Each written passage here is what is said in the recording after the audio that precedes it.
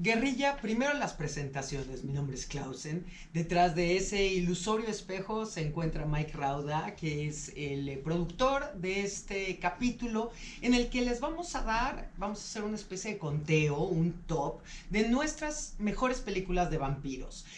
Casi siempre que hay tops va a ser el top 100, el top 50, el top 20, el top 30, 10. Nosotros nos vamos a quedar con 5 posiciones para poder platicar un poquito más, para darles un detalle, si no muy extenso, sí un poco más platicado de por qué consideramos a estas películas las mejores dentro del tema del vampirismo. Un tema que igual para muchos ya es muy sobado, para nosotros también en ocasiones se nos hace un tema que se ha retomado mucho, que desgraciadamente se ha satirizado de una mala manera, sobre todo cuando se quieren hacer las cosas serias y finalmente terminan dándote risa, o ha sido un tema muy sobado. Sin embargo, cuando se hace bien, sea una película, sea un libro, sea un ensayo, sea un montaje teatral, cuando se hace bien, sigue siendo delicioso y sigue siendo exquisito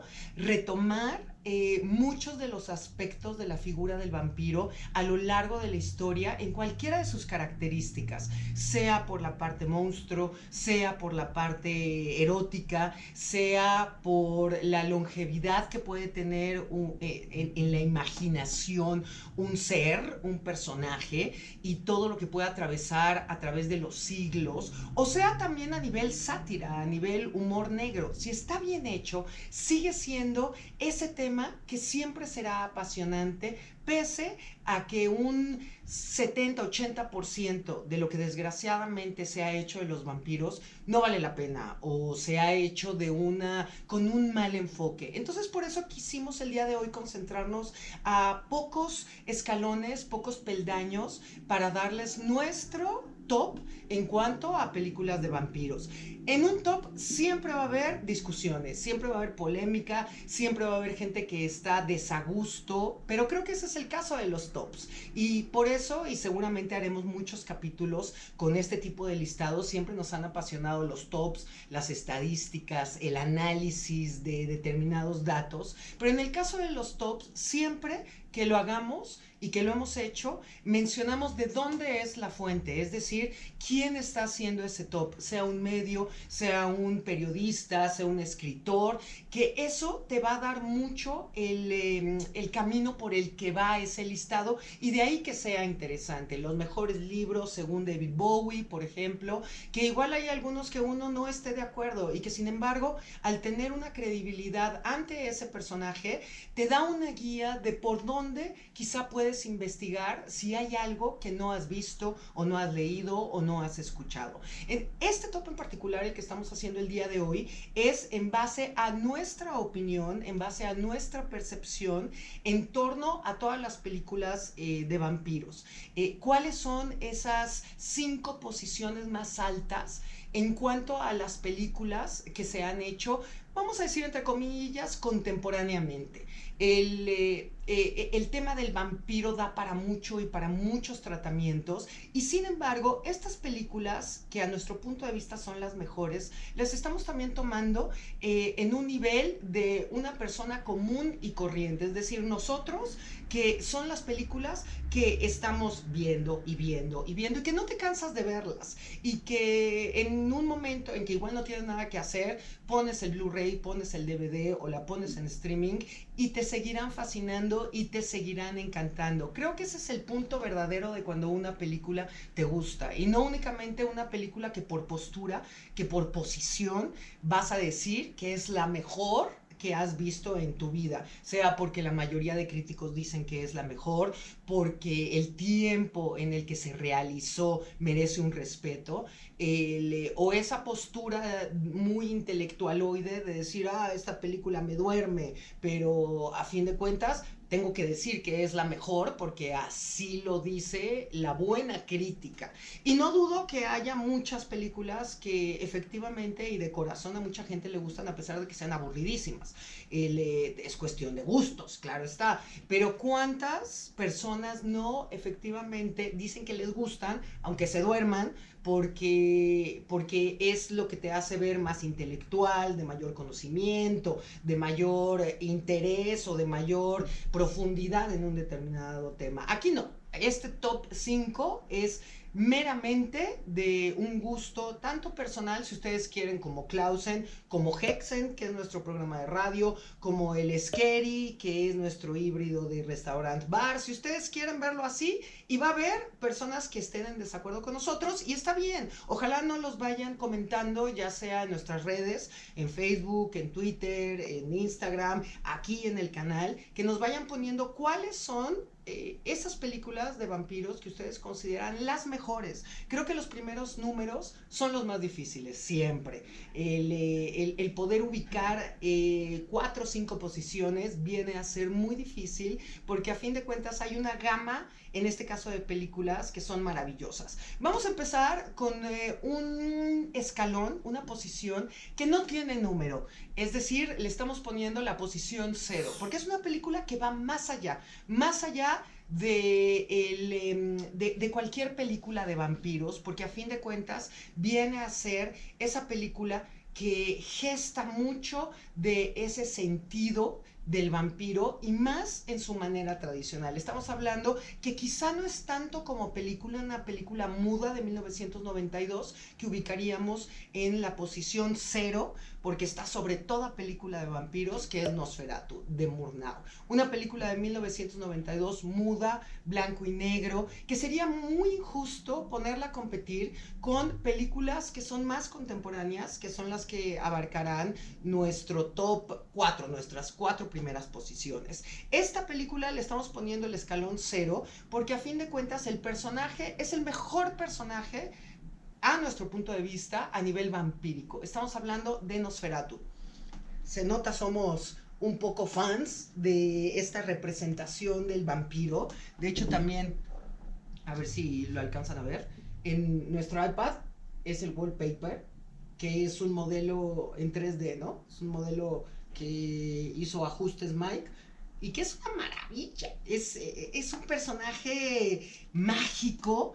La representación que da Murnau en 1922 en la película de Nosferatu. Además, el conde Orlok, actuado por Mark Schreck, que es la representación perfecta del Nosferatu monstruo, y aún así teniendo esa carga erótica de lo que puede ser el humano, más a la imagen de ese mito, de esa leyenda, de ese punto de cultura popular sobre el vampiro, quitándole los atributos que quizá hoy por hoy identificamos muchísimo de la figura del vampiro, como puede ser el aristócrata, el hermoso. Aquí viene a ser básicamente un monstruo. Es una de las primeras películas que sí abarcan la historia, trataron de hacer la historia de Bram Stoker, pero por derechos tuvieron que ir cambiando los nombres.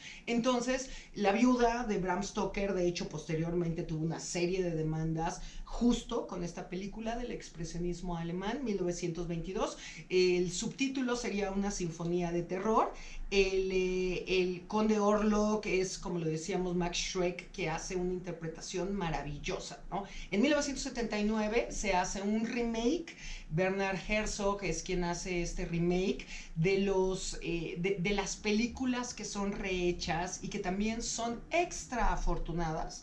Estamos hablando que aquí era Klaus Kinski, Nosferatu e Isabel Allani. Los personajes cambian de nombre a comparación de la historia original de Bram Stoker, por cuestiones de derecho, como lo mencionábamos. Pero en el caso de Herzog, que es la película de 1979, también las actuaciones son maravillosas, y quizá hay una de esas imágenes que se quedan para la posteridad. Es una imagen en donde Nosferatu llega a chupar a Isabella Gianni en su personaje, ella está acostada, tiene su mano en el pecho de ella con sus uñas largas y sus garras y le está succionando el cuello.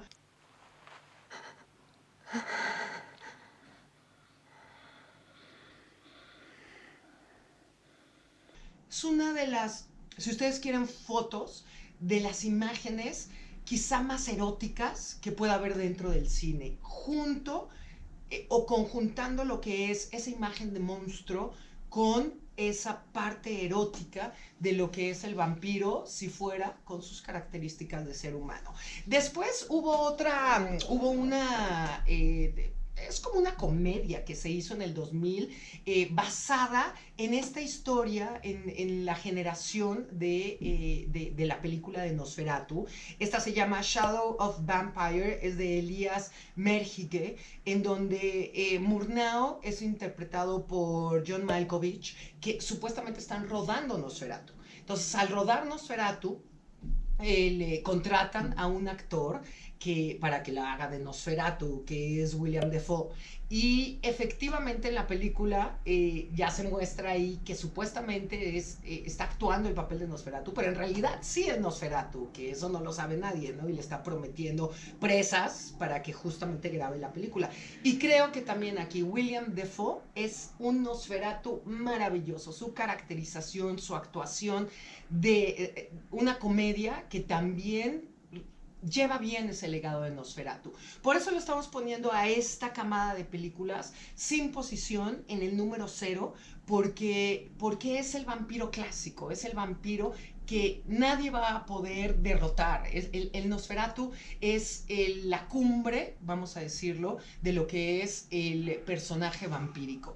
Y vamos con el número 5. En el número 5, y al principio mencionamos top 5, top 4, porque en el número 5 estamos abarcando a una serie de películas de vampiros que son fundamentales, que quizá no les estamos dando una posición específicamente a cada uno y que en algunos tops de películas de vampiros seguramente sí encontrarán en el top 20, en el top 30. Aquí quisimos ponerlas todas en el número 5 porque sí las separamos por completo de lo que serán nuestros primeros escalones. En el número 5, una serie de películas que son fundamentales y que también son muy bien logradas y que siempre o que más bien nos damos cuenta que grandes directores han tocado el tema del vampirismo, que son fundamentales, que se tienen que ver y que cada una tiene su encanto de determinada manera, unas más comerciales, que no por eso dejan de ser buenas, otras menos comerciales y que sin embargo y que deberían de tener un poco más de reconocimiento. Vamos a mencionar en esta posición número 5 al Drácula de Francis Ford Coppola, que a fin de cuentas es la historia original de Bram Stoker, una que es un poco más subterránea, un poco más con una producción low budget, es decir, parecería que es con pocos recursos la película, que fue hecha con pocos recursos, y George A. Romero hace su interpretación del vampiro en esta película que se llama Martin. En 1980 vienen dos películas emblemáticas que son, una de ellas a nivel comercial fue muy exitosa y que siempre se menciona dentro de las mejores películas de vampiros y que viene a ser esa parte no tan seria de la figura del vampiro, emblemática en cuanto a la representación de la década de los 80, Lost Boy, lógicamente, de 1987, de Joel Schumacher, donde actúa Kiefer Sutherland, aunque muchos piensan, mucho crítico piensa que la verdadera película, mejor película de los 80 de vampiros fue Near Dark, que también estaría dentro de esta posición. Claro que tendríamos que irnos también un poquito más atrás, en 1931, que se hace Drácula, película blanco y negro muda, y además también por excelencia el personaje más reconocido de Drácula, el maravilloso Bela Lugosi, que difícilmente podría alguien implicar que su papel como Drácula va a pasar a la posteridad como lo pudo ser Bela Lugosi. Bela Lugosi también en un escalón extra importante como personaje dentro de su figura de Drácula. Bela Lugosi todo el recuerdo que se tiene de Bela Lugosi será quizá por el personaje, no quizá, sino estamos completamente seguros que es por el personaje de Drácula. Uno dice Bela Lugosi e inmediatamente a la mente viene Drácula. De hecho, quizá muchas personas pensarán que Bela Lugosi es sinónimo de Drácula. I am Dracula. Hay una comedia que también en esta posición se las mencionamos porque es esa forma de abarcar al vampiro de una forma cómica.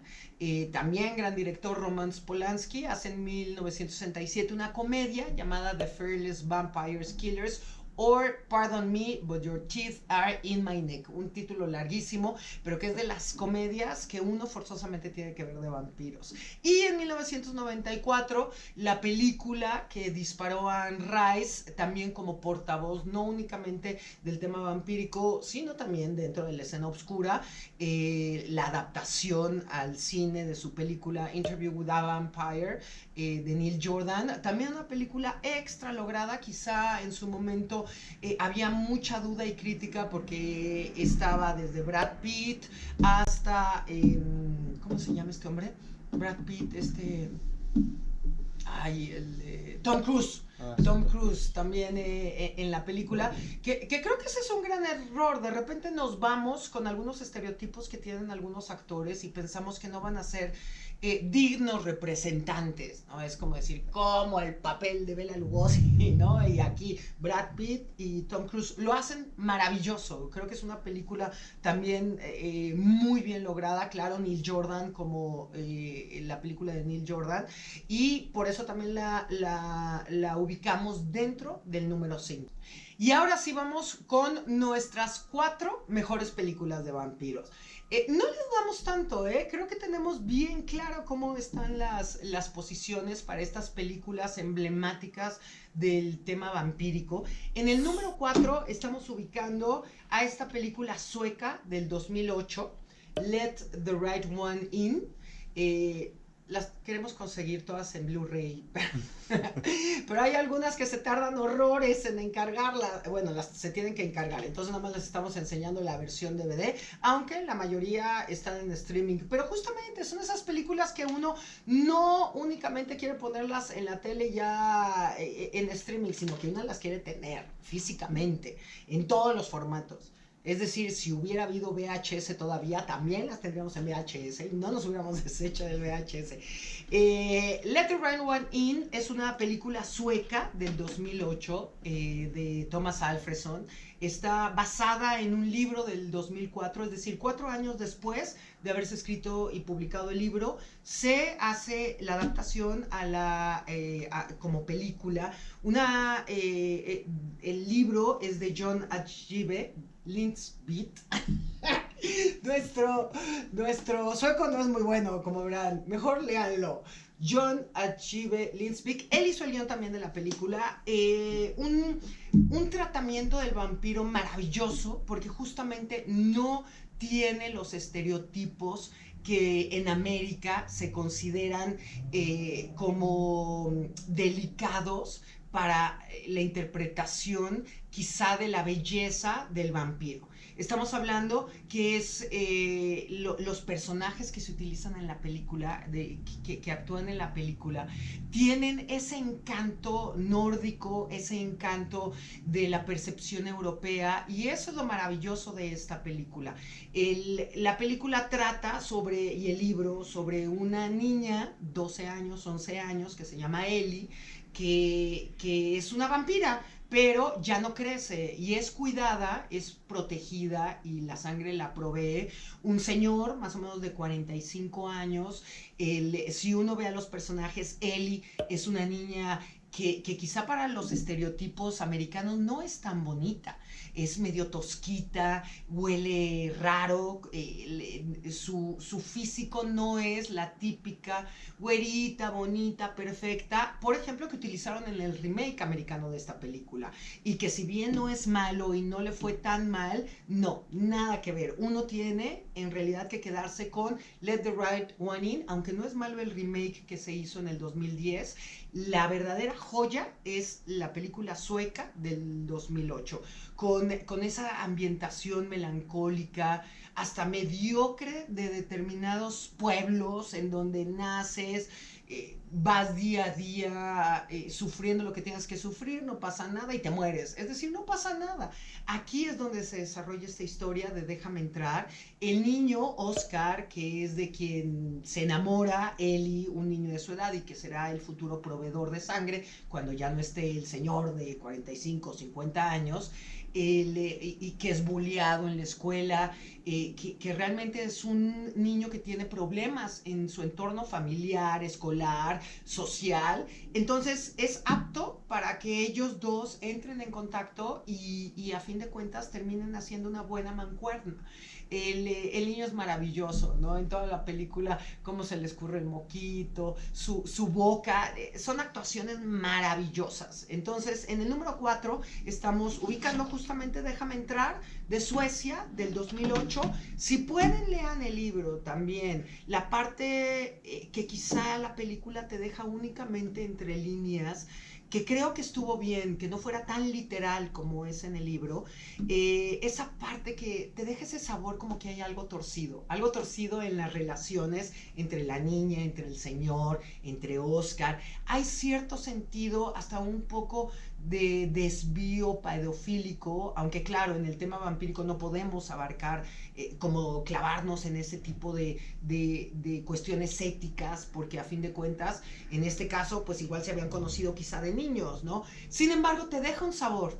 Y el libro justamente sí da más evidente ese sabor, sí hay esa parte como un poco más torcida, un poco más grotesca, pero que únicamente la van a poder encontrar en el libro. Vamos a leerles un fragmentito muy corto que justamente ejemplifica lo que es esa parte un poco más torcida, esa parte un poco más cruda que el libro te da a diferencia de la película. Y sin embargo, muchos cuando vimos la película, alguna inquietud te dejaba, como que algo no se decía, era entre líneas, pero que efectivamente había algo que era un poquito torcido. Dice, el chaval no contestó, aquí está hablando el hombre que cuida a Ellie, el de 45 o 50 años. El chaval no contestó, solo movía la cabeza, señalando su entrepierna. Hizo un gesto con el dedo, bájate la cremallera. Hecken obedeció, Hecken es el señor. El chico suspiró, hizo de nuevo un gesto con el dedo, sácate el pene. Le ardían las mejillas al hacer lo que el muchacho decía, de manera que esto era así.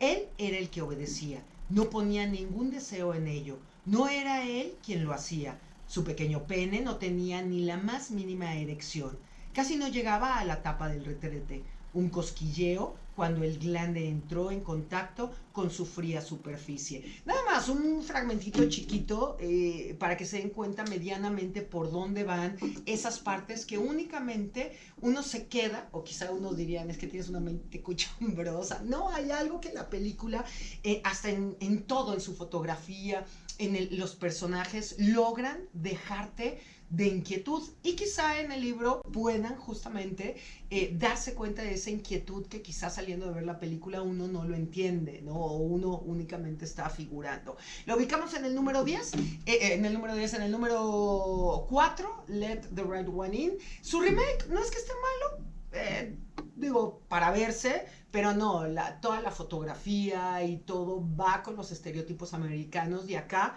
el encanto que tiene esta película es esa ambientación sueca también de desolación y de sus personajes. En el número 3 vamos con una comedia. Le dimos esta posición a una comedia maravillosa, maravillosa, que le hicieron una traducción horrible. La tradujeron como Entrevista con los vampiros. Entonces, ¿qué se diferencia justamente con Interview with a Vampire, que es la película basada en el libro de Anne Rice? En el número 3 estamos ubicando esta maravilla que se llama What We Do in the Shadows, aunque también la edición, no únicamente en streaming, sino la edición que salió a la venta, también le ponen entrevista con los vampiros. Es What We Do in the Shadows, que es una película del 2014, la estamos ubicando en el número 3. Es una película de Nueva Zelanda que es una comedia, es una especie de documental, comedia, como les llaman mockumentary. Está siguiendo la vida de varios vampiros. Y verán aquí 1, 2, 3, 4, 5. De 5 vampiros. Y aquí en la portada van a poder ver, está Viago, que tiene 379 años. Es el administrador del departamento, donde viven todos ellos juntos. Vlad, que tiene 862 años, que sería una especie de Vlad Tepes, que en realidad sí se basan en el personaje de Vlad Tepes, es Vladislav. También está Deacon, él tiene 183 años, él es como un bailarín erótico, es la parte como erótica del vampiro, disque. Porque si ya la vieron, cuando uno dice, bueno, este es el erótico del grupo, está medio curioso, ¿no? Y Petir, que es Nosferatu, que él es el más añejo, el más antiguo de estos 4 vampiros, tiene 8000 años, todos viven juntos en un departamento. Es una comedia maravillosa, le estamos poniendo en el número 3. De hecho, también es una película que está hecha con poco presupuesto y que 2 de los actores fueron los productores, los actores, los que escribieron el guión, hicieron todo. Y quien los hacen es, quien hace todo esto es Jemani Clement, que es Vladislav. Digo, acá igual lo alcanzan a ver, igual no. Y Taika Waititi, que es maravilloso también, Viago, que es el administrador del departamento, ¿no? Que cuando chupa a alguien, siempre se está quejando porque los otros cuando chupan a alguien manchan todo. Entonces manchan su sillón, manchan la alfombra del departamento, se queja de que uno no lava los trastes.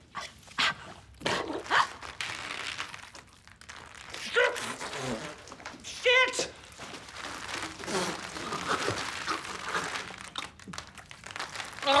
Tienes que tener una especie de humor un poco negro, un poco sarcástico para también entender la película. No dudo que haya personas que no tienen tanta referencia a varios elementos de los vampiros y de los hombres lobo, porque aquí también salen hombres lobo, que igual se les hace muy sosa, ¿no? Pero tienes que tener determinados elementos de los clichés del vampiro para a fin de cuentas entenderle, ¿no? Si no estás muy adentrada en el tema de vampiros, quizá no te dé tanta risa, pero si tienes esos elementos, creo que vas a disfrutar, se va a disfrutar mucho esta película, una de las grandiosa a nivel comedia, a nivel quitándole la seriedad de lo que es el tema del vampiro, ¿no? De hecho, por ahí va a haber una secuela, pero ahora tratando a los hombres lobo. Y también en el 2018 se anunció que va a haber una serie que ellos mismos producen, únicamente se va a transmitir de primera instancia en Nueva Zelanda, que va a ser un poquito lo mismo, pero a nivel serie. Pues ojalá la pongan. Hay veces que sí llegan. Una de las cosas que nos dio curiosidad es que las mayorías de esta película, por lo menos sí está en Netflix, ¿no? Sí las pueden, no todas, ahorita les vamos a decir cuál no, pero esta, por ejemplo, sí está para streaming, pero es de las que uno debe tener todo, el Blu-ray, el DVD, pues lógicamente el VHS, ¿no? Porque salió en el 2014, entonces no. En el número 3, entonces está What We Do in the Shadows. Y en el número 2, vamos a ubicar una grandiosidad también de película. Esta, para que vean, sí abarca de una forma contemporánea lo que podrían ser las figuras o los modos, las formas de un vampiro viviendo en la actualidad. Tiene su parte de humor, tiene mucho humor, pero es un humor sutil. Si nosotros tuviéramos que describir esta película, Only Lovers Left Alive, maravilla de película, que es una película del 2013, una película de Jim Jarmusch. Si tuviéramos que describir esta película, es una poesía en cuanto a su fotografía, en cuanto a todos los elementos que va utilizando y en cuanto a la interpretación del vampiro. Muchas personas quizá enclichados se imaginarían hoy por hoy todavía los vampiros como todos vestidos de negro nada más, o todos no únicamente aristócratas, sino como esa figura gótica ya enclichada de hace 30 años. Y la maravilla que hace Jim Jarmusch es que sí utiliza estereotipos, pero llevados a un mundo contemporáneo y también con ese toque de referencias que la película uno lo puede estar viendo y viendo y viendo y encontrando distintas referencias que abarcan toda la concepción del vampirismo, desde influencias, desde música, desde actitudes y también con esa parte de humor. Las actuaciones son impresionantes. Estamos hablando Tilda Swinton, que cómo le envidio los peinados. Creo que diario me trato de peinar como Tilda. Si tuviera aquí uno podría hacerlo, ¿no? Más o menos. Si alguien sabe hacer, por favor, los peinados de Tilda en esta película, es una maravilla. Y además, de todo le dice su nombre científico. Entonces también te da esa parte intelectual del vampiro. Por otro lado, la parte masculina es Tom Hiddleston, que de... ¿Cómo se llamaba? ¿En Thor? Loki. De Loki pasó a ser un vampiro. También un papel maravillosamente bien interpretado. Él es un poco más emo, un poco más melancólico. Una de las cosas que me encanta es que en la película Tilda siempre la visten de blanco. Va perfectamente con lo que siempre hemos dicho. Para ser vampiro o para ser oscuro no tienes que vestirte solo de negro. Es toda esta carga literaria, poética que tiene la película. Tom Hiddleston también hace un papel maravilloso. De hecho, él no iba a ser el actor originalmente, sustituyó a Michael o Michael, o como quiera que se pronuncie porque es irlandés, alemán, Michael Fassbender o Michael Fassbender, que seguramente lo ubican por The X-Men, por ejemplo. Él era Magneto, él era Magneto de joven, ha estado en miles de películas, Alien también, él es el robot, y le hubiera quedado también muy bien en el papel, pero a fin de cuentas Tom Hiddleston hace un papel maravilloso. También está John Hurt, de gran respeto. Está Anton, su nombre no me acuerdo, porque él nació en Rusia, pero vivió toda su vida en Estados Unidos. Anton Yelchin, que desgraciadamente murió a los 27 años de un accidente extra sonso. Su camioneta era una Jeep. Hablando de Jeeps, no quiero hablar de Jeeps ahorita. Ya no nos volvemos a comprar. Ay, perdón, pero es que a los 2 años y medio nuestro top, vamos a decirlo, se moló la batería. Bueno, pero vean, la Jeep que él compró, que era una Cherokee, se le fue para atrás en su casa en la madrugada, regresaba de algún lugar, algo pasó y lo prensó entre la puerta de su garage y pues murió muy joven. Sí se veía que tenía una carrera extra prometedora, hace un maravilloso papel acá. Y por ahí leí en algún momento una reseña que decían que en Only Lovers Left Alive eran unos vampiros hipster. Redefina, quien hizo esa crítica, redefinen su concepto de hipster. No todo actualmente es hipster, ni todo es millennial, que ya es un abuso en esas palabras que ya hasta dicen, no sabes ni lo que estás diciendo. ¿En dónde son hipsters esto? No. Es una especie de aristocracia contemporánea, pero no le veo ningún punto hipster a esto. Se me hizo un comparativo muy estúpido, pero sus personajes son maravillosos. Hay escenas en las películas, por ejemplo, en la película está donde él vive, hay una pared llena de cuadros y están todas las influencias que han tenido. Entonces está Poe, está Baudelaire, bueno, está hasta Iggy Pop, él toca música, por ahí sale una canción que Tilda la baila maravilloso, que seguramente la reconocerán más con The Cramps, que es I Can Hardly Stand It, que todo es una poesía esta película, y la estamos ubicando en el número 2, Only Lovers Left Alive, como nuestra segunda mejor película de vampiros.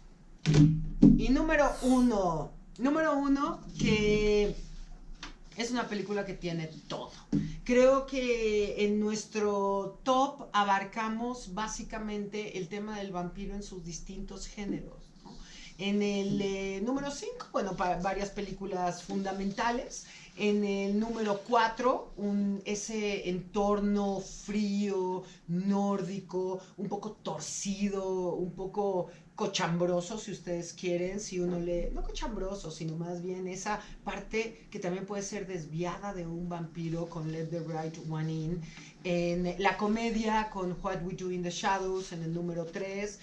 La poesía con Only Lovers Left Alive, en el 2013. Pero en el número 1 está la película por excelencia de vampiros, también de los 80, de principio de los 80, que reúne todo, desde actores, desde música, desde el sentido del vampiro que va a la casa de su presa y que tiene que hacerlo de una forma discreta en el mundo contemporáneo, desde el abarcar lo que puede ser una enfermedad, el envejecimiento prematuro en el caso de los vampiros. Estamos hablando de The Hunger. The Hunger hoy por hoy termina siendo, a nuestro punto de vista, la mejor película de vampiros, El Ansia, porque reúne todo. Y claro, para su momento, quizá muchos dirían que era como un videote. 1981 es el libro, perdón, creo que ahí les dije mal la fecha. 1981 fue el libro de Whitley Strieber, que se llama The Hunger. Y además cometimos una tontería. Tuvimos en el Scary, justamente nos surtieron varios libros de edición argentina muy económicos, además de la novela de Whitley Strieber, la original en la que está basada la película del Ansia, y no nos quedamos que yo no, coño, y ya no lo hemos podido conseguir. Entonces quien lo tenga, pues pónganos una fotito por lo menos para recordarlo. Está basado en este libro que se publicó en 1981. 2 años después, 1983, Tony Scott hace la dirección de esta película. En realidad es muy poco el tiempo para hacer una adaptación a película. La película es de Tony Scott. Es una especie, si ustedes quieren, de videote, pero que utiliza una fotografía divina, la música bien pensada, porque cuántas películas no han visto muy rescatables de vampiro y de repente le ponen música que le ponen no sé, le ponen a Blink, digo, por decirles una cosa que nada que ver, no hay un research, no hay una investigación real. O bueno, yo me cortaría el cuello si le pusieran Evanescence, que yo creo que muchos lo harían, ¿no? Serían como los estereotipos. Una de las escenas empieza con Bauhaus, Bela Lugosi's Death. Peter Murphy en una jaula cantando Bela Lugosi's Death. White on white, translucent black capes, back on the rack.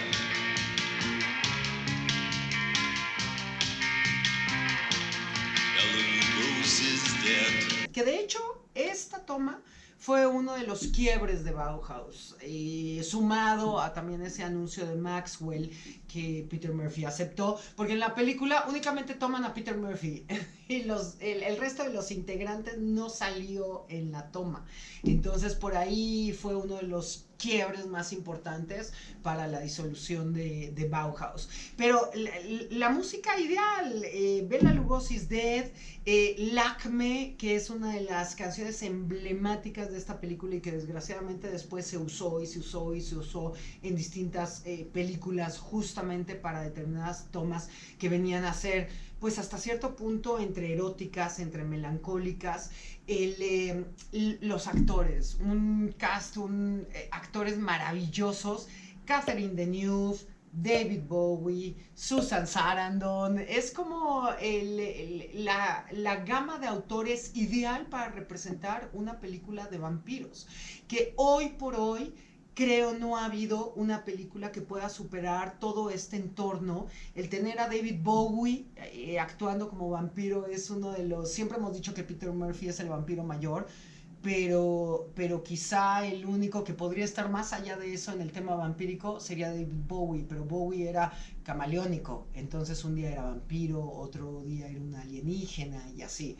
Entonces reunir a lo que es David Bowie, Susan Sarandon, Catherine Deneuve interpretando estos papeles y sumado a una buena conjunción de música como una escena extra importante y emblemática de la película con Bela Lugosi's Death, tratando la inmortalidad del vampiro que también tiene ciertos límites porque a fin de cuentas aquí la historia es Catherine Deneuve empezó siendo vampiro en Egipto, en esa especie de mitología egipcia, y fue pasando de siglo en siglo, conservando a sus amantes porque los convertía en vampiros, pero a fin de cuentas sí llegaba un momento en que la vejez llegaba de una forma acelerada después de haber vivido varios siglos.